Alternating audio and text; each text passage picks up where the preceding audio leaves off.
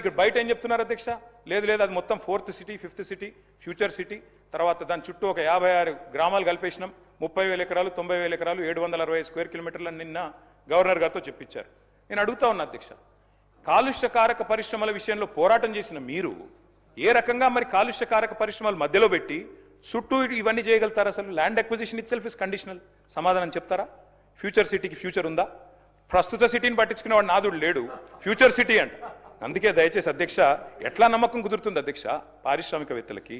ప్రపంచ స్థాయి ఔషధ నగరిని దెబ్బతీసి రియల్ ఎస్టేట్ వ్యాపారం చేయడానికి ప్రయత్నం చేస్తున్న విషయం తప్పకుండా ప్రజలందరూ గమనిస్తూ ఉన్నారు.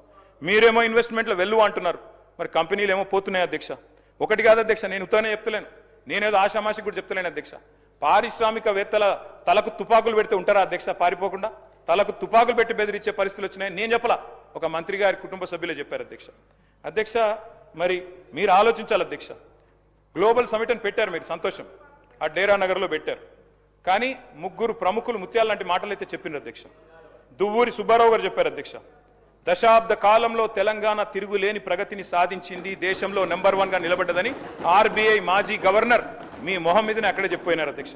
అట్లాగే తెలంగాణ సంపద జీఎస్డిపి 3 రెట్లు పెరిగింది, తలసరి ఆదాయంలో అగ్రస్థానంలో ఉందని బ్రిటన్ మాజీ ప్రధాని టోనీ బ్లేర్ అదే సమిట్లో చెప్పారు అధ్యక్ష. అట్లాగే నీతి ఆయోగ్ వైస్ చైర్మన్ సుమన్ బెర్రీ గారు అప్పర్ ఇన్కమ్ మిడిల్ కేటగిరీ స్టేట్గా ఎదిగింది తెలంగాణ, భారతదేశం ఎదగాలి అంటే తెలంగాణ లాంటి రాష్ట్రాలు ఉండాలి అని సుమన్ బెర్రీ చెప్పారు అధ్యక్ష. ఎట్లుంటుందంటే అధ్యక్ష, మీ ఎదురుగానే దివాలా దివాలా అని మీరు చేసే ప్రచారానికి దిమ్మ తిరిగే సమాధానం మీరు పిలిచిన అతిథులే చెప్పారు, నేను చెప్పాల్సిన అవసరం లేదు. వెనకటికి అధ్యక్ష ఒక రాజు ఉండే అధ్యక్ష, ఆయన పేరు హిరణ్యకశిపుడు. ఆయన ఏం చేసిండు అధ్యక్ష? నా రాజ్యంలో నారాయణ నామస్మరణ వినబడకూడదు అని చెప్పి నిషేధం విధించిండు అధ్యక్ష. నా రాజ్యంలో హరియానా వాళ్ళు కనిపించకూడదు అని నిషేధం విధించాడు. కానీ ఆయనకు పుట్టిన కొడుకు ప్రహ్లాదుడు రోజు నిత్యం నారాయణ మంత్రాన్ని జపిస్తుండే అధ్యక్ష. దాంతో ఏమైంది? ఎక్కడున్నాడు నీ హరి అని హిరణ్యకశిపుడు అడిగితే, ఇందుగలడు అందులేడని సందేహం వలదు, చక్రి సర్వోపగతుండు, ఎందెందు వెతికి చూసిన అందందే గలడు అని జవాబిచ్చిండు ప్రహ్లాదుడు అధ్యక్ష. ఎందుకు చెప్తున్నా అంటే అధ్యక్ష, మీకు ఎందుకు చెప్తున్నా ప్రత్యేకించి ఈ మాట అంటే అధ్యక్ష ఎట్లా జరిపేస్తారు అధ్యక్ష?